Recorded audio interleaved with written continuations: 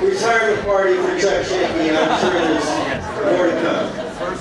I have a couple of announcements I need to make before we begin this evening. I've been asked to announce that the balloon arrangements were provided for our use, courtesy of Donna Jenkins. So when you leave this evening, if you can leave the balloon decorations behind. Also, I'd like to announce that the flower arrangements were donated to us by courtesy of the Bonita florist, Gary Whitcomb.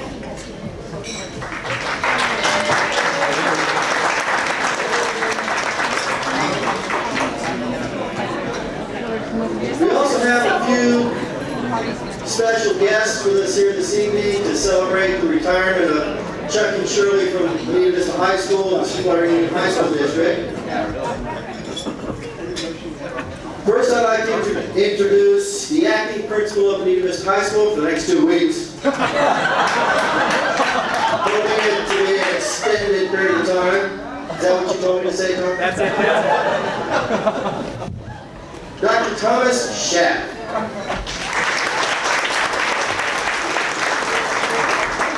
We're also graced this evening with the former superintendent of the Sweetwater Union High School District and presently a member of the County Board of Education. We all know him and we all love him. Mr. and Mrs. Joe Rand.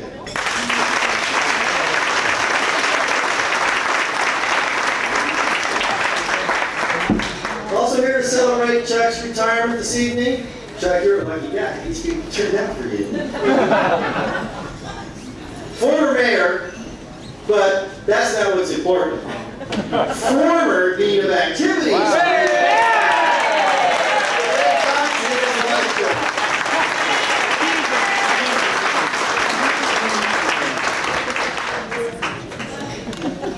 When I knew this guy, he wore shorts and tennis shoes and funny bow ties to the proms.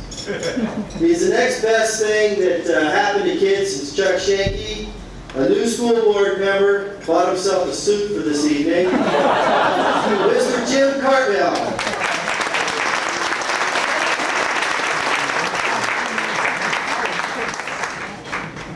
Also here this evening to honor Chuck and Shirley on their retirement from the district is the current superintendent of the Sweetwater Union High School District, Dr. John Rinden, and his lovely wife, Jenny.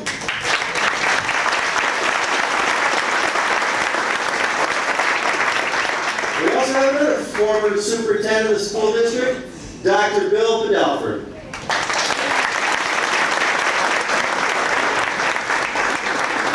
He said he knew a little bit about Chuck in the past.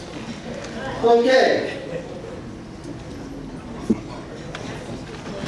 I also would like to acknowledge this evening some people that are behind the scenes and have helped out to put this program together. And if you're here, I'd like to ask them to stand, please. Video man, Frank Schneeman.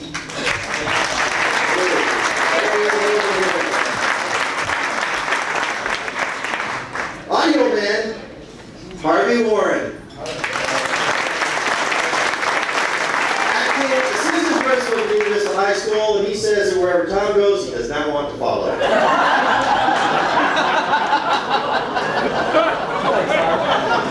Responsible for the program, responsible for the graphics, Ms. Mona Sisson.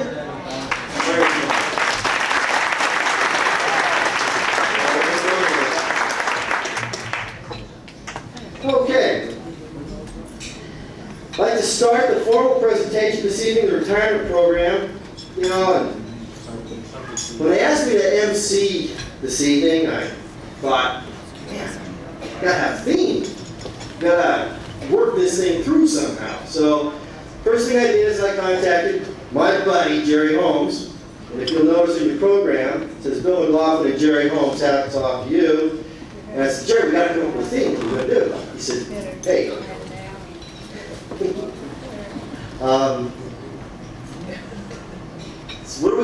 said, well, let's do a movie theme. And I said, okay, what movie theme are we going to do? He said, well, I don't know. How about Alfred Hitchcock and Rod Serling, Twilight Zone kind of thing, welcome to the Shanke Zone. It's a great idea, great idea. Well, I showed up here this evening and I found out what theme we're doing. Doing the Invisible Man. Because Mr. Holmes is not here. So Mr. Holmes is playing the role of Claude Rains this evening in Invisible Man. So I thought, well, that's not going to work. So then I thought, well, the next thing I might try is the old David Letterman stunt. You know, he's got that top 10 favorite things that you want to say. So I thought, oh, let me give that a try. I'll do that. I'll do the top 10 things that could be said about Chuck Shanke or Chuck Shanke is said. Okay, so okay, I'm going to come up with a list. So I started off with my list. Number 7 on the list. I couldn't think of 10 things to say. Number 6. Chuck learned this in the U.S. Navy. If it moves, salute it. If it doesn't, paint it blue and gold. Number 5 on the list of top 10 things about Chuck Shanke. Beat an itch gate. Number 4. Go fight win. Number 3. Paint pep signs. I don't do that kind of work. Number 2 on the list. No, I did not pose as the Baron mascot. Now tell me that that's true. Look at that. And number 1 on the list, we've heard it tonight when you walked in. Holy cow, I love it. And so we decided that was going to be the theme this evening. I love it, Chuck Shanke. So then I started thinking. Chuck's had a long, illustrious career. During that career, he's worn many hats. So I thought, well, we'll go with hats off to you. And we thought we'd talk a little bit about Chuck and all the hats that he's worn during his career. Well, the first hat I came up with was the old athletic hat. Yes, Chuck was an athlete. Chuck, did you wear your hat?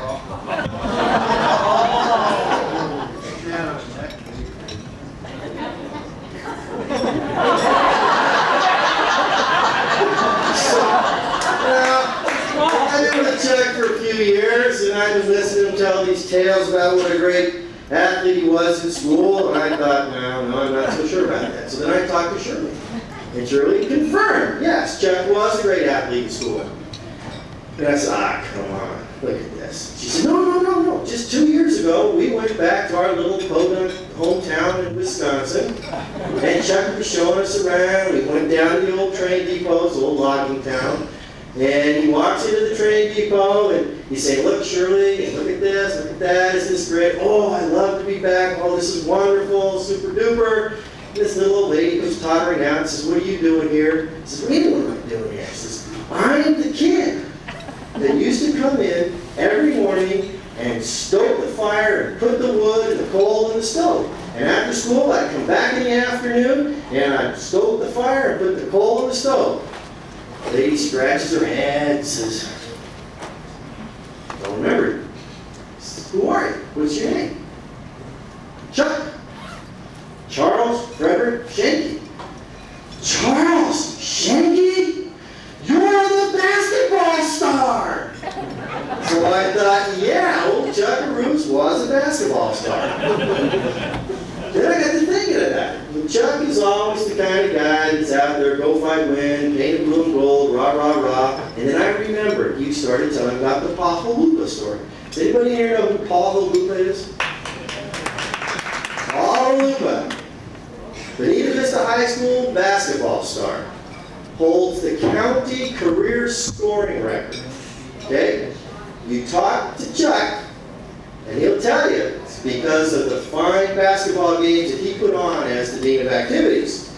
You know, he got the gym filled, he had him out there in the line until the beginning at 4 o'clock in the afternoon, and if it hadn't been for Chuck, Halupa would never have scored all these points. And so, here we are, we're down to crunch time.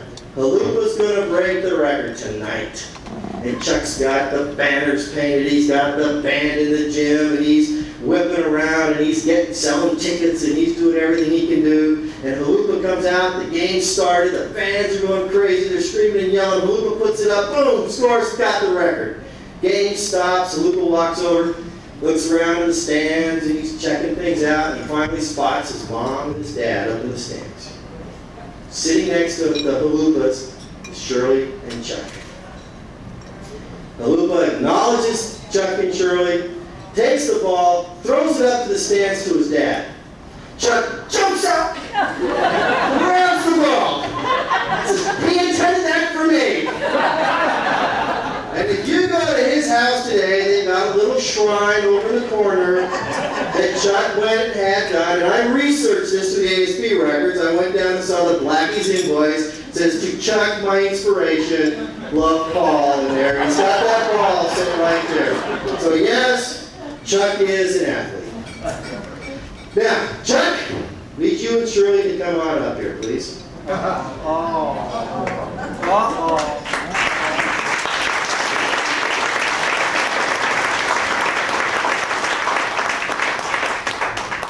Taking off on this theme that Chuck wore many hats, just right there in the chairs. Okay, it's like prom queen. King and queen. With taking off on this theme of Chuck's worn many hats, we got together with the faculty, and they put together, Chuck, a sort of "This Is Your Life." And what we'd like to do now is introduce to you and your friends who come here, your friends from Bonita, the Bonita Friends.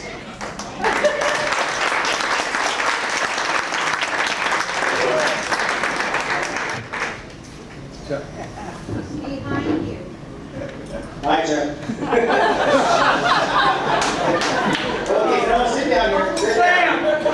You're like very Yankee Doodle nephew. And I know that you couldn't help it, but the time that you got mixed up when the Italian said it and said, "Yankee my doodle," and you did it. But we got something special for you right here on the stage tonight. So I want you to sit back and relax. America has always been the land of opportunity. People have immigrated from all over the world just to live in this great nation. Most of you who know Charles Frederick Shanke knows how he feels about America. There are many great musical groups in America, but we couldn't get any of them. Instead, we had to settle for a little-known group called the 4 R's, also known as Reading, Writing, Arithmetic, and Rumors. They're going to perform a tribute to our all-American hero, Chuck Shanke. Charles Shanke, Mr. Barron, this is your musical life.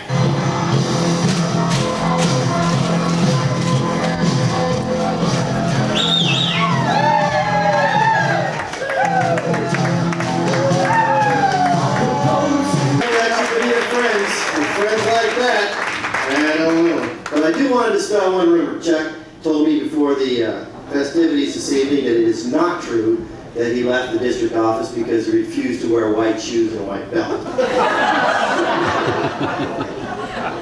Okay, as you've seen, Chuck was a Navy man. That brings us to his next hat that he wore in his career. So Chuck, wear your hat here. Yeah, you go ahead and sit there, Chuck. All right. If you've been in the lounge, you know that Chuck is a war hero and a lover boy. And he's had a lover in every port. Well, I did a little investigation. Chuck was in the Navy. His job during the war was to keep the soldiers' teeth clean. He was a dental technician. He was not a war hero. And this rumor about being the lover boy and a lover in every port, not true either. He was doing administrative training at the commissary, begging for tips. So whatever Chuck tells you about his military career, it's not true. And we've discovered that there's a whole lot of things about Chuck that we didn't know that weren't exactly the way they were portrayed to be. So what we did is we dug up one of his longtime friends to tell you about Chuck up close and personal. give a big warm welcome to Mr. Tom Harrison, who will lay out the stage.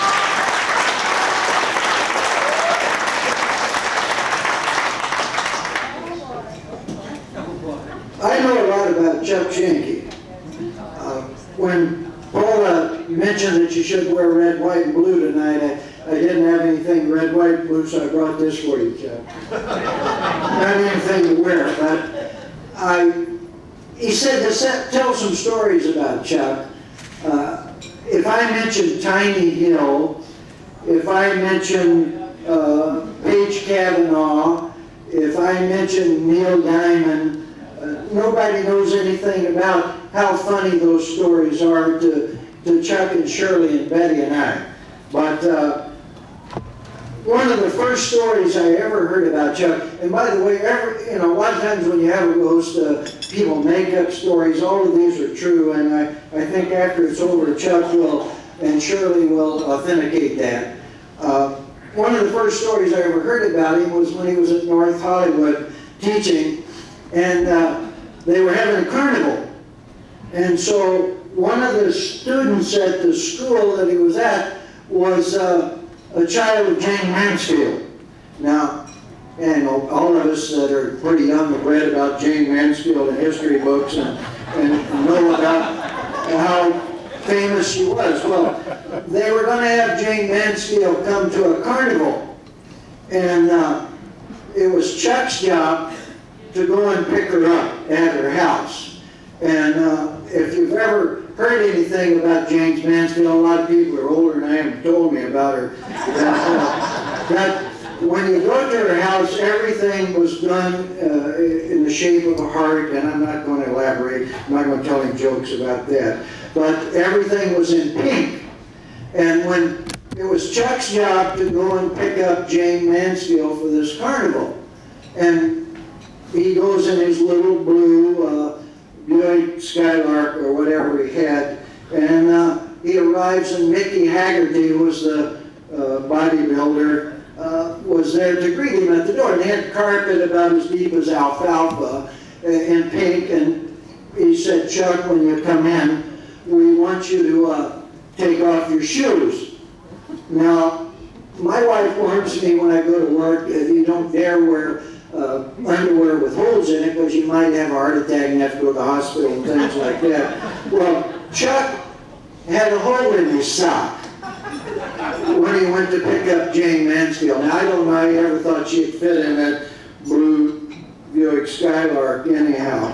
But most of us would have said, "No, Mickey, we'll just wait out here and let Jane come outside, or we'll sit out the curb and honk."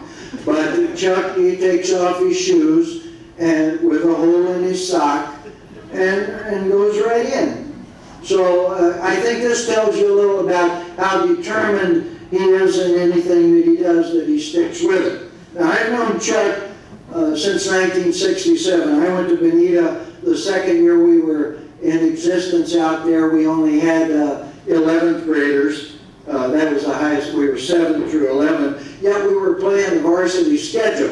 Chuck was the ASB man, and we didn't have any home games.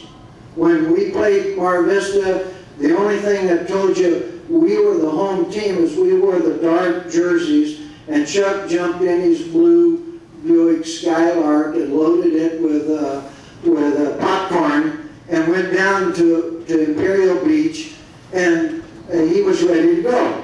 And every Friday he would come by my room and say, I think we're going to win today or tonight. He was always so positive, so optimistic, and we only had juniors. I think Castle Park High had cheerleaders that were tougher than our defensive line. But Wayne and Dick and I sitting back there, we were not so worried if we were going to lose. It was how much, So, but at least we made a lot of money for the ASB because we were about 6 or 7 homecomings, because everybody likes to win their homecomings. This optimism carried on. We had season tickets to the Chargers with Chuck and Shirley for about 5 years, and you know, we had a little tailgate party every Sunday. We went out. Chuck said, you know, I think we're going to win today. I know we'll win today. And everybody said, well, you know, Eric Coryell, Dan Fouts, and all those people. This was during Ron Waller and Harlan Savari and Tommy Prothro years. So the guy has always had enthusiasm. He's always had optimism. I've never seen anybody so enamored with times in their life like birthdays. Chuck loves birthdays. Betty and I had the opportunity to help him celebrate his 40th birthday. Now, Right there. okay. This, Chuck, I know most of you here know him, and you have to know how he acts and how he reacts to things. Shirley had called us in advance and said, come up late in the afternoon and we'll go down in Tijuana and have a drink or two and we'll have dinner, and it's a surprise for Chuck. Now, I know that on his birthday, and I just know about his birthday, that he jumped in that, at whenever Bonita gets out, I know they always get out late, but he jumped in that Buick Blue Skylark, and when Otay Lakes Road was at Two-Lane Road, he burned home, because I know that Shirley, on his birthdays, she not only decorates the house, but decorates herself. And so anyway, they had told us to come up. I've been there. And if you've been to Chuck's house, when you get there, he throws open the door, come in, you know, let me fix you a drink or whatever. That day, was that the 40th, Chuck? It was about 5 or 6 years ago, I think. So we were there, and we got there, rang the doorbell. It was a surprise for him, and the door opened about this far. And when the door opens that far at Chuck Shanke's house, you're in deep trouble. He didn't say, come on in, what do you want? You know, he had his Aqua Velvo on and his robe. And, but anyway, once he finally caught on, it turned out to be a pretty good evening. And he still owes us a drink at the Brooklyn Bar in Tijuana. Postscript to that story, a couple of months ago, on his 60th birthday, we decided to take a little gift up to his house. We only live a couple of blocks from him. And we decided to go up there and take him a gift. We got a little smarter this time. We did call. There was an answer. We went up there too quick. We only live a couple of blocks away. But anyway, the door only opened that far again, so you're in a little bit of trouble. And I'm sure when we go for his 80th birthday in another 20 years, the door will only open that far.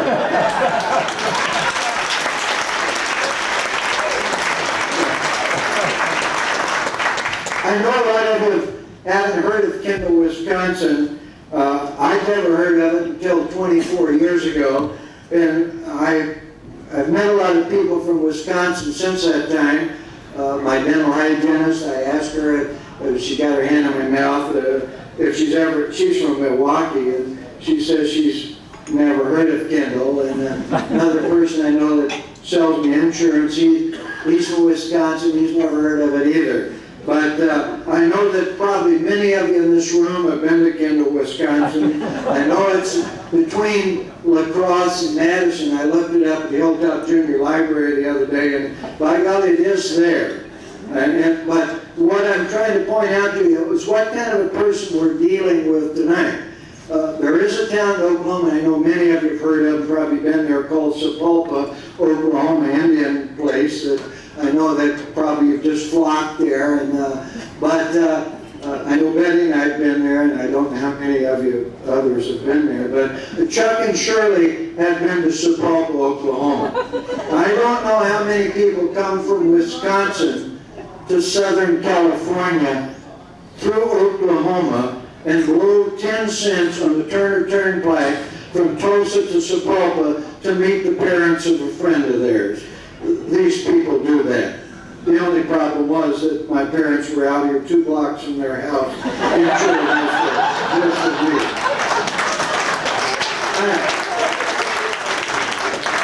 I don't know. I've seen Chuck Shanke speechless. I don't think probably anybody in this room has ever done it. We all have legends and idols we've met as, or we've idolized as children, whether they be actors, you know, Marilyn Monroe, which again we've read about and things like that, Clark Gable, sports heroes. One of Chuck's growing up in Milwaukee, when the Milwaukee Braves were in, when the Braves were in Milwaukee, they've been so many places, but they were in Milwaukee. He was a big fan of theirs, and it so happened at that time a former St. Louis Cardinal, Red Shanke, future Hall of Famer, played with the Milwaukee Braves during the late 50s when Chuck was in his boyhood there, and was a big hero of his. Well, a few years ago, a good friend of mine was with the St. Louis Cardinal organization, and they were playing in San Diego, and we went to the ball game, and afterwards we went up to have a drink at the hotel where the Cardinals were staying, where Red Shanke was the manager of the St. Louis Cardinals. And Red Shanke walked in the lounge where we were staying. Now, I don't know how you react. Most of us have never met an idol. But Chuck said, "Oh my God, there's Red Shanke." And this friend of mine said, "Hey, Red, come over here and meet some friends of mine." Well, if you've never seen Chuck Shanke speechless, he certainly was that evening. And only when Shirley did his laundry a couple of days later will probably she know how excited he might have gotten that evening. But that was just some things that I know. We all know that Chuck went to the district in 1969. I was a little bit surprised. Being at Bonita Vista and knowing that he decided to go down there. Betty and I, as we still became very good, we're still good friends with him, even though it was the district, and we know the district would screw you up, as we see right here at this table right here. But, we saw some big changes in Chuck, and we noticed those over a series of the few years, and then in 1967, when he went back to Bonita Vista High, we knew that this is where he belonged, because he's a teacher, and that's a pretty important word. I will never, of course, be too excited about the Teacher of the Year in the district until Chuck Shanke is named that, but he's a teacher. And I'm not going to quote people, but I'm going to quote a great American educator, Nick Nolte, in the movie Teachers. He said, "The kids aren't here for us, we're here for the kids." Chuck's been there for the kids in the Sweetwater District for 29 years. The parents will miss him, we as educators will miss him. The ones who miss him the most are the kids. Let me read you a telegram, Chuck, that I got today. Chuck, congratulations on your retirement. Unlike Casey, you did not strike out. Bob Starr.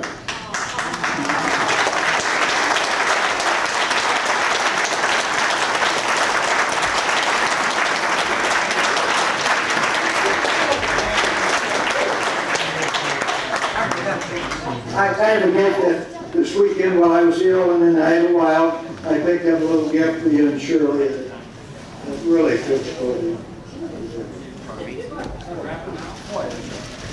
Yeah.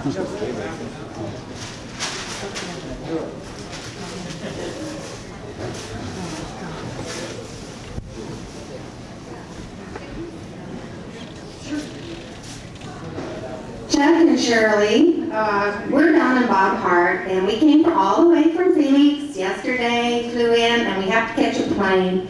They are not just friends, they are our family. We've had Christmas, I think Chuck keeps track, 27 years or something like that, and we met through kids in Little League and school, and we love them. And we had 4 kids go through Bonita Vista High School. We love Bonita. Bob, you say a word. Well, you won't believe this, but I knew Chuck Shanke before he worked for Bonita Vista High School. So, Chuck, you're my best friend, and I love you. And we'll see you in Phoenix in a couple of weeks.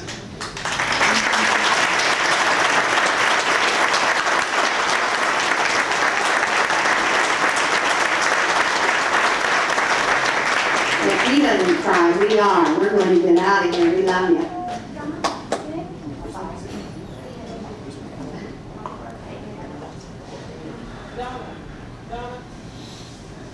Speaking of crying, just so that you know the pool that we took on how many times Chuck would cry by this time of the program, I'm winning. Okay. Chuck wore another hat, as you discovered, that he was a teacher and an administrator.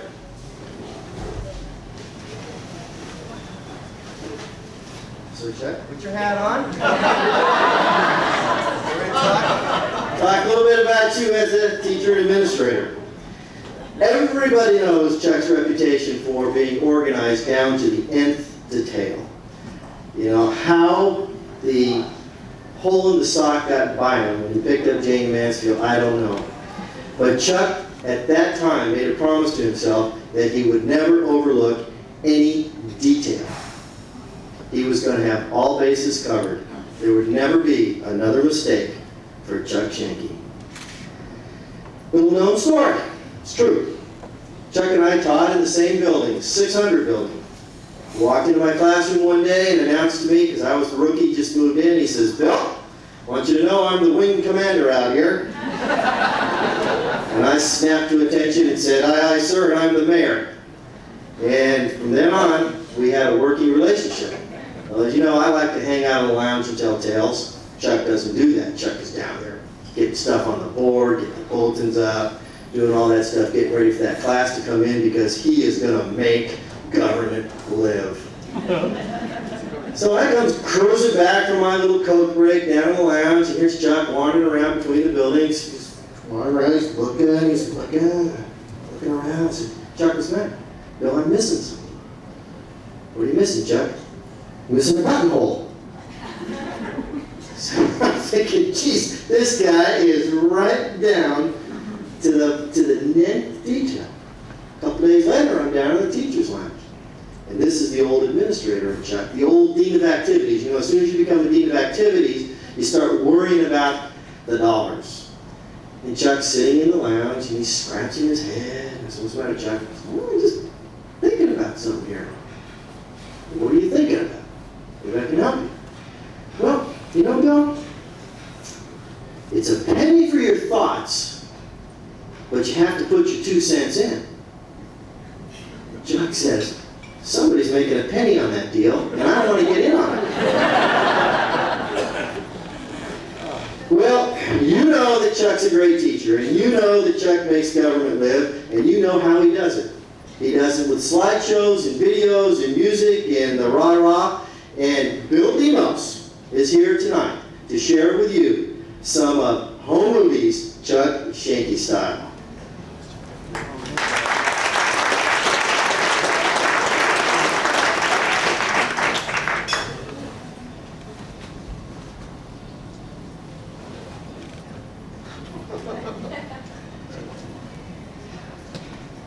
Chuck, I don't know what to say. You know, some people have tried to come up here tonight and to tell a little bit about Chuck Shanke, the real Chuck Shanke. And they really tried hard. And some have been really close. And others, well, they tried. But there's only one person, really, who knows the real Chuck Shanke. There's only one person in this room. The one who knows the way it really was, the one who knows all of the hard work, all of the pain, all of the suffering that's gone into Chuck Shanke. Guess who? Well, that's close. No, I wish I could say that it was Bill Demos. Bill Demos knows a lot about Chuck Shanke, but not enough. And Nancy and Dick, well, they could share a few stories, I'm sure. And Shirley, yeah, you bet, Shirley could really tell a better story, I think, than Kitty Kelly. But the person who knows is here today, and I've asked him to share about 15 minutes of the true Chuck Shanke story, the real one, in his own words. Only covers a few years of Chuck Shanke's life, but I think it'll give all of us a better feeling for the real Chuck Shanke, his love for his wife, his kids, and his country. I'm pleased to present not a Bill Demos extravaganza, by the way. This is a Chuck Shanke extravaganza, telling a portion of the Chuck Shanke story. Hope you enjoy it.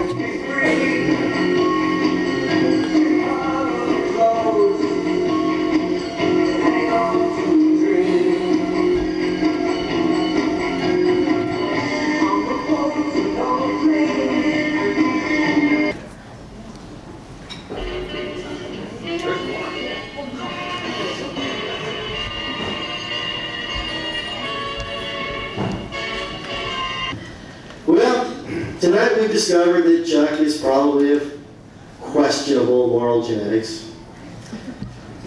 But we've all stood up here and said that he's a great man. But we all know that behind every great man is a great woman. And Chuck understands that too. He was down in my office the other day preparing for his retirement, said he had to get his estate organized. I said, Chuck, you don't have an estate, you're a teacher. So he said, well, but you know, Bill, I'm concerned about this retirement. You know, I'm so blessed to have Shirley in my life, you know.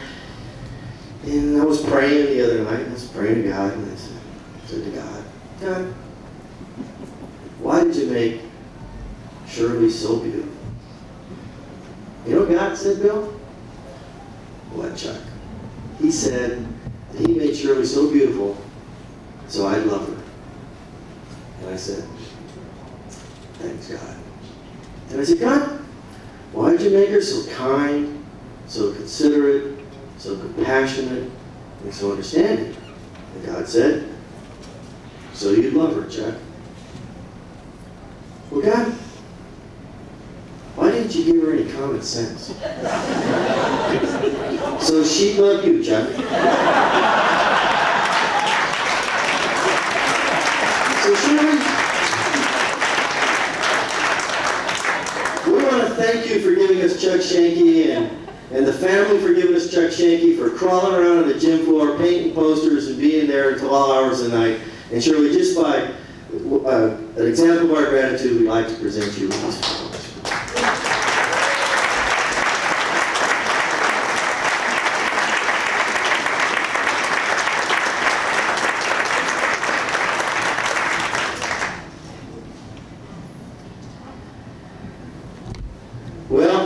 know, you can't get away from these things without letting the big boys from down at the district talk. They've always got to have their say.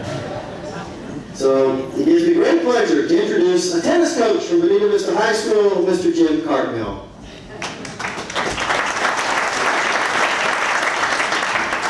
I don't think I'm speaking tonight from a district office personnel at all. I think I'm speaking from a student's perspective and the impact that he's made on young people throughout the years that he's been with the district. As a student, I didn't have the privilege of being with him. In fact, Greg Cox was my dean of activities in ASB as I was a senior at Bonita Vista High School. And I remember I won most school spirit that year for toilet paper and Hilltop with 600 rolls of toilet paper. And that's the kind of impact Greg had on my life. But Chuck, and it's hard for me not to call you Mr. Shanke, but Chuck, you've had an impact on kids that has told them that they can have pride in a school that's not tangible, that they can believe in something, and that they can be proud of that. And you've really left that as a legacy in your impact on kids.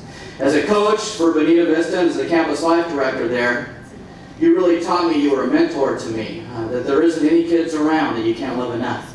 And no matter how much they disappoint you, no matter how much they let you down, you keep loving them, and you keep going after them. And you taught me that as a teacher and as a friend.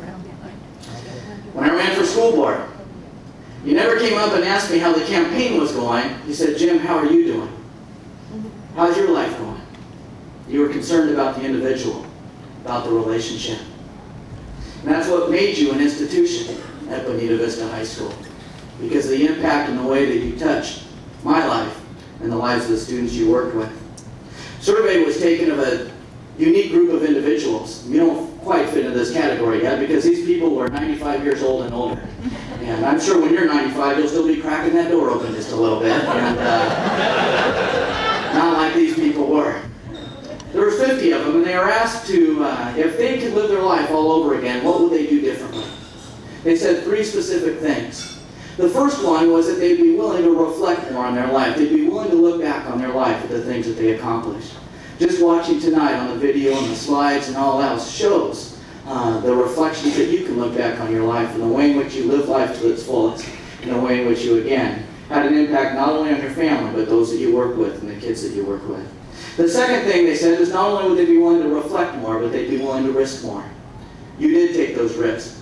Even when you looked kind of goofy wearing that blue and gold and looked like a crazy man. And the kids were going, who is that teacher that's dressed like that? Why does he do that? And yet you keep reaching out, taking risks, willing to go the extra mile. And lastly, they said not only would they reflect more and risk more, but they'd be willing to be involved in something that outlived themselves. Your teaching career is definitely something that's going to outlive your legacy at Bonita Vista because of the impact you've made on us and your colleagues as teachers. My favorite quotation happens to be from the Bible, and it's a verse that says this. It says, do nothing from selfishness or empty conceit, but with humility of mind, let each of you regard one another as more important than yourself. Mr. Shanke, and I say that out of respect, thanks for being a model of that verse. Your teaching career will live on in my heart, and you'll always be our parent. Thank you very much.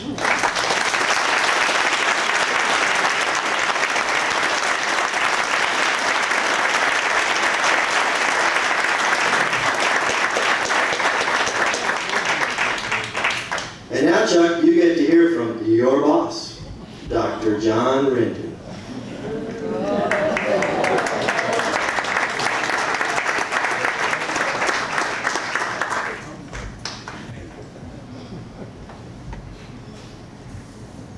I'm John, and I work at the dark tunnel down on 1135th Avenue. And yes, Chuck, your life and Shirley's life has been surrounded by Rendons for some 27 years. If you think about it. Papa Joe hired you in 1962, if I'm not mistaken, and I'll retire you in 1991. I think that's a real honor to have Chuck Shanke in the district this long. 10 years ago, we referred to ourselves as the Decade Boys. That was Bob Heathman, Chuck Shanke, and John Rendon. And I don't know if you remember what the 3 guys did with their wives 10 years ago, this last month. But Bob and I remember we went to El Torito, and I was 40 years old that month, and Bob was, and you were 50, and Bob was 60. That was 10 years ago. Now Bob is 70 years old, you're 60, and I still feel 40.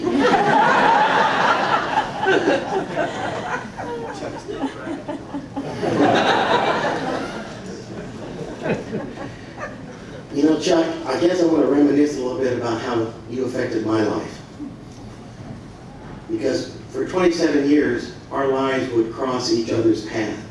At times we were working together, such as in the personnel department or Hilltop High School.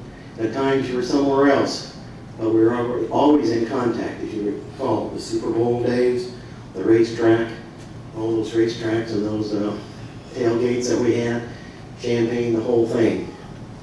And I guess I kind of think about how you affected my life, because I do give you some credit for some of the things that I think I look at today. It was 1964, and I was one of 111 teachers hired that fall. And you were in room 704 teaching U.S. history and geography.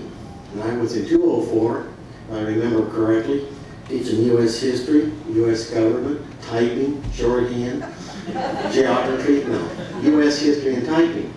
And that's when I got to know another very, very good friend, Bill Demos, because we were in 606 half of the day, talking to each other and trying to figure out what this world was about. And it was your attitude, it was your approach that you took. And a lot of people would come to work in the morning and say, "Good God, morning." But you'd say, "Good morning, God, I'm ready to go." And it was that attitude that was infectious from the very first time I met you.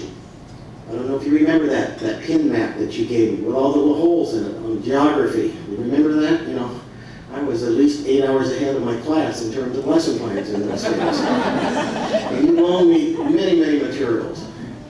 And then I remember about 2 years, and after that, in about 1966, just before you went out to Barren Country, and I want folks to know that if you scratch on Chuck Shanke, you'll find green underneath, and it's Lancer green.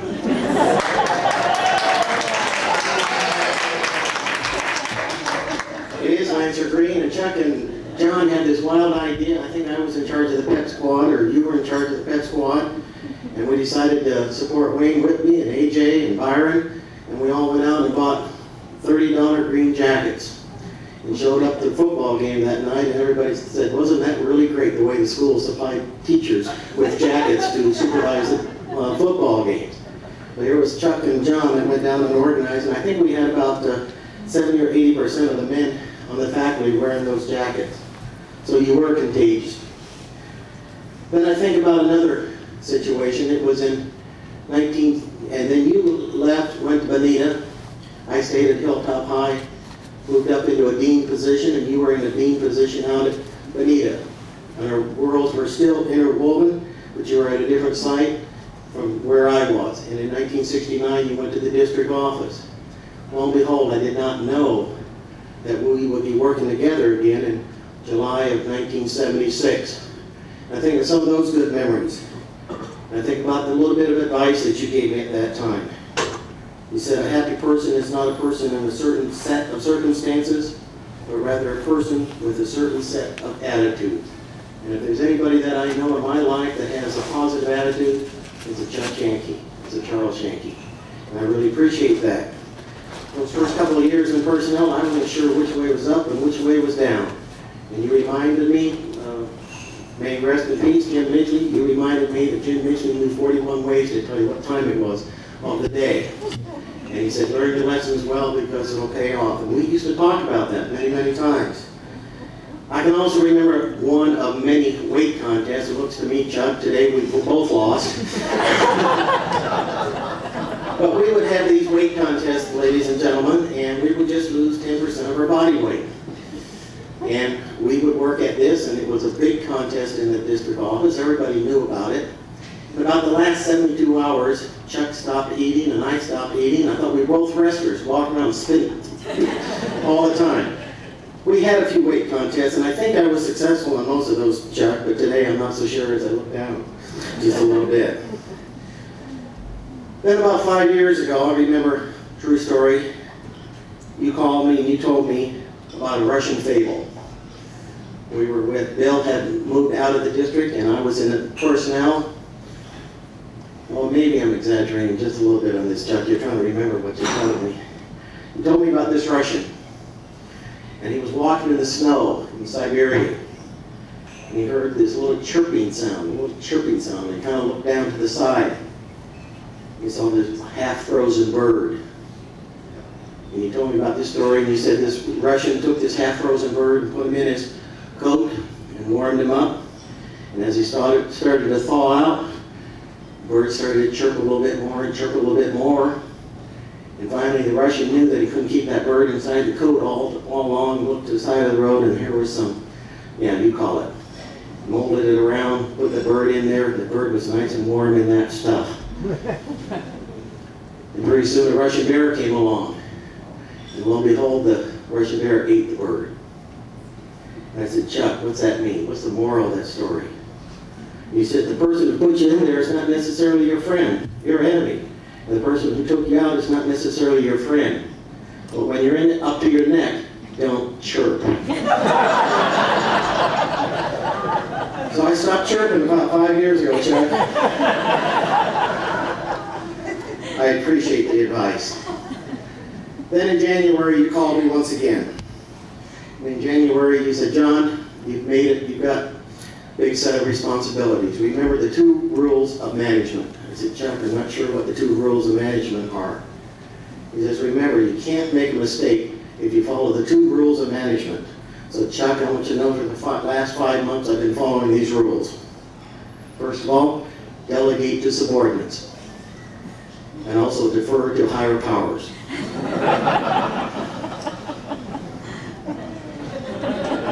Gotta think about that one first. Gotta think about it. Chuck, I wanted to end on a very serious note. And I have a written statement here which kind of describes our relationship for 27 years. Yours, Shirley's, Jenny's, and mine. But it's really describing you. We've had a lot of fooling around tonight, a lot of laughter. But I want to end on a very, very serious note because of how much I feel and think about you as a friend and almost as a brother in many respects. Charles Shanke is a man bent on shaping his mind to give happiness to others. Charles Shanke's life leads upward. He cherishes worth. He's fair. He's broad. He's calm. He's spacious. His own life is modest. He puts deeds before words. He helps the needs of others. He considers what is right, not what will pay. He trusts in justice, not in favor. He is consistent, not changeless. He is firm, not quarrelsome. He is my friend. He is our friend.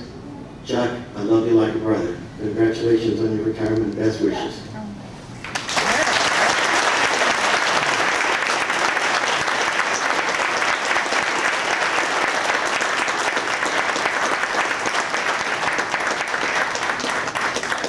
Yeah, that one may be a slam dunk winner in the pool for crying. Okay, I'd like to now take the opportunity, Chuck, to introduce to you. You don't need any introduction, but they're here to make a special presentation to you on behalf of the faculty and staff of the district, Mr. Bob Heathman and Ms. Clara Gibson.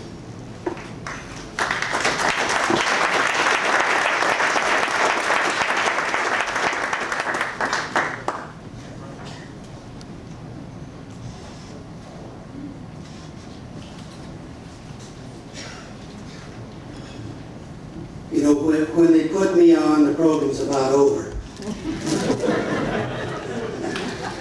Charlie, I just can't help but tell just one short story. Have you ever seen Charlie get excited and go this way? Well, Charlie, do you remember some of the tailgates at the Padre games, especially the Charlie's Hop Rock? And we went down and we had a lot of food and a lot of people. And John Rendon was there. Ruth Chapman, president of the board, was there. The Harrisons had their motorhome, were there, and a lot of people. Oh, we had a delightful time, Charlie. But I tell you, remember Ruth Chapman was sitting in her chair with her new slacks on, $100 slacks, cream-colored wool, looking like $1,000,000. And you remember that you bumped my elbow and I dumped a cup of hot coffee in her lap? And you said, Jesus, Bob, Ruth's going to fire us. And I said, Charlie, Ruth's not going to fire us, but I tell you what, you go tell Ruth to go in the motorhome and take her pants off, and we'll take care of everything. Remember that, Charlie? Oh, I can tell some real good ones, Doc. But remember the call at midnight, Charlie? Yes. 2 a.m. That's another story. Anyway, on behalf of your friends and colleagues, Charlie, I have the honor and the pleasure to present a gift to you for your retirement, and I hope you like it. But it has a contingency that I won't tell you until after you open this gift.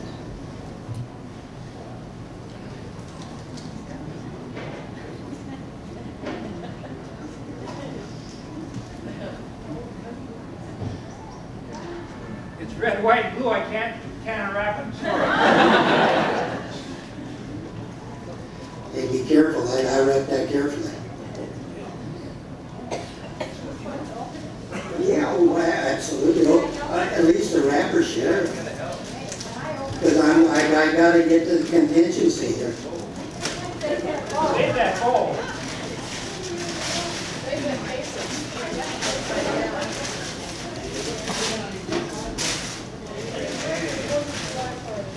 Upside down. I never know which side was up, Charlie.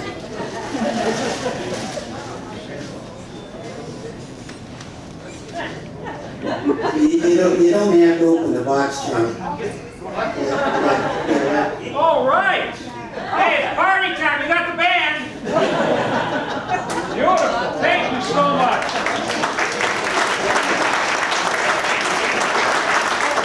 Well, I tell you, Charlie, the contingency of this is that you and Shirley have to put this in the back of your pickup truck, and then on Saturday night between 7 and 8, you have to go cruise down Highland Avenue.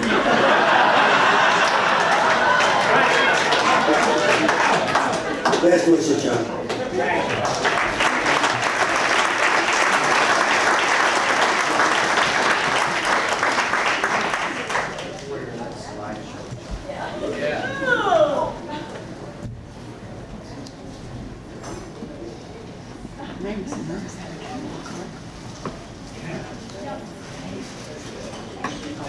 I just want to thank the committee for putting me on last. There's absolutely nothing left to say. But I know from personal experience that when a person leaves a site, that for whatever reason, there's a small fear that, you know, it's just a matter of time, you'll be forgotten, that friendships and memories will eventually fade. That was the first thought I had when Chuck told me he was going to retire. Not that Bonita would forget Chuck, not Mr. Barron, the very heart and soul of Bonita High. Chuck will be remembered every time we look at the school's mascot, or the logo on the gym floor, or the white wind banners at the football games. The thought was that Chuck would forget us. So we had to think of something that would ensure this did not happen. So we got together, put pen to cloth, and created a lasting expression of our friendship and good wishes.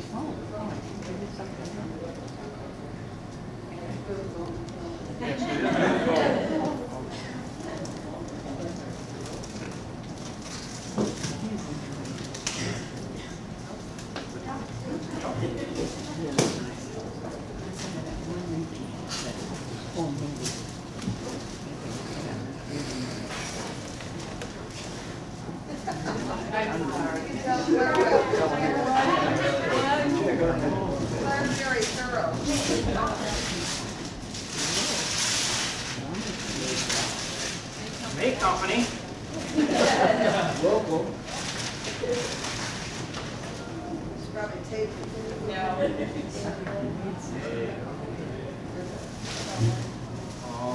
Oh, look who's me. All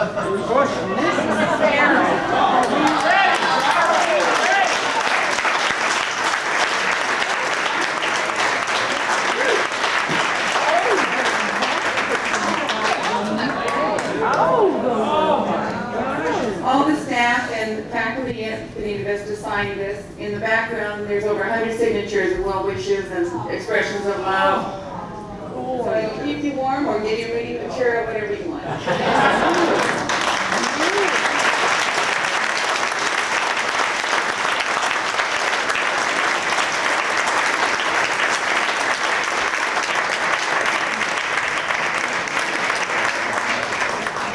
Okay, I just want to make a couple announcements here before we hear from the party animal, Chuck. What Claire did not tell you is that that was handmade by Claire.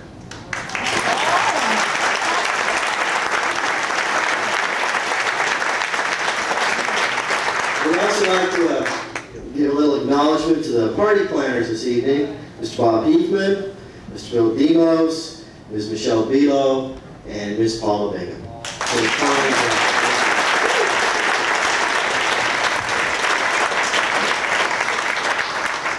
and Chuck, we've had a lot of fun at your expense. We love you, we're going to miss you, and here's your opportunity.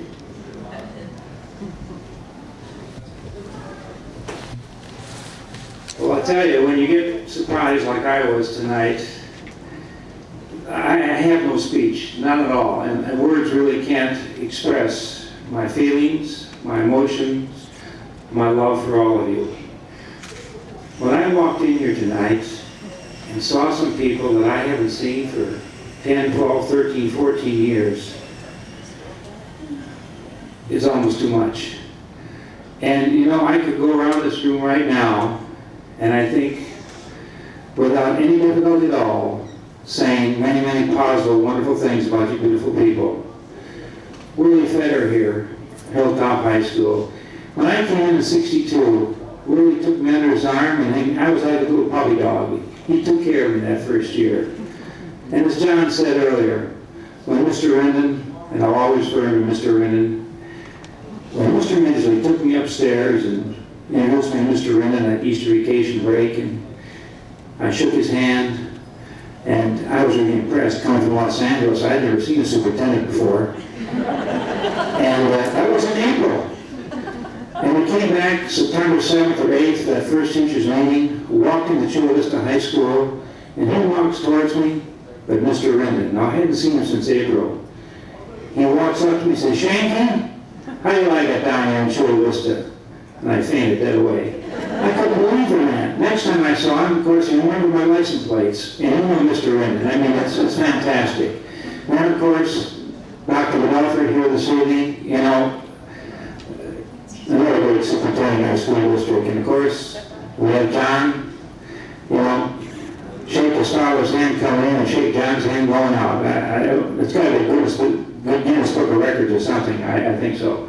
Well, you know, again, I want to thank all of you for this beautiful, beautiful evening, and I know Shirley thanks you too, and my son and daughter, and my son-in-law as well, Jeff. And things like this just don't happen. Somebody, and I'm going to find out who, because we're working on this thing for months. I mean, you know, I have a lot of respect for John Eisenhower, and you know, Storm and Norman and all these guys. These guys are great military leaders, but boy, young people, and talk about keeping secrets. I mean, it's not fair. So it isn't fair for something like this to be pulled off in such a complete surprise like it was tonight. Well, in conclusion, again, I don't know what else to say, but well, one other thing, this group up here on the stage, you know, we have a senior banquet at the Sheraton Hotel next Tuesday night. This is the 4th year we put on the entertainment. For some reason, we haven't been rehearsing for the last 2 weeks too much. I know why. They've been rehearsing by themselves, and they didn't count me in on this thing. And go out there, and I got a bone to pick with you people. Really. Well, all of the people that came up here, and Jim Cartwell, thank you so much for the fantastic remarks. I appreciate it. And Wild Bill McLaughlin, and I'll be down to check out that estate papers with you real soon, big guy. And Tom Harrison, for those of you that aren't aware of that telegram that Tom had here tonight, which I'll tell you right now and get it framed. It comes from a gentleman I met a number of years ago, I have a great deal of respect for. He's currently the announcer for the Boston Red Sox baseball team, a fellow named Bob Starr. And he's about as humble a guy as you'd ever want to meet. Well, just like that other kid over here from Soboba, Tom. Thanks a lot, Tom. Really appreciate that. Well, I believe we've got to go to work tomorrow. And I want to thank all of you again for coming by. And Bill, you going to say anything here at all? Is that it now? No. Okay, well anyway, we love you all dearly and God bless everyone of you. Thank you so very, very much.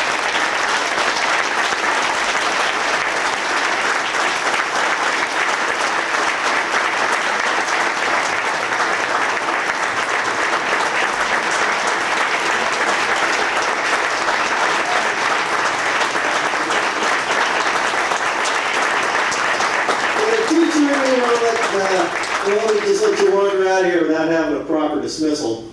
But just a word of caution, this has been a great night, and Shirley and Chuck have had a wonderful time here, I'm sure. So if you're thinking about being a well-wisher and going by their home tonight, I would suggest that you not do that because the door may only be open at a crack.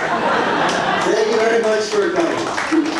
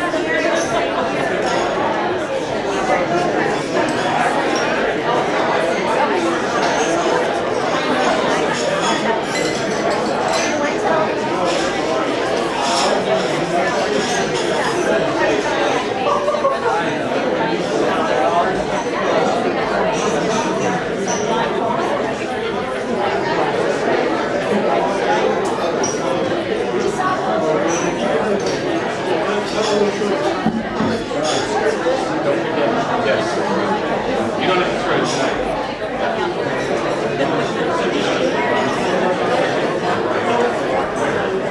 The only thing is,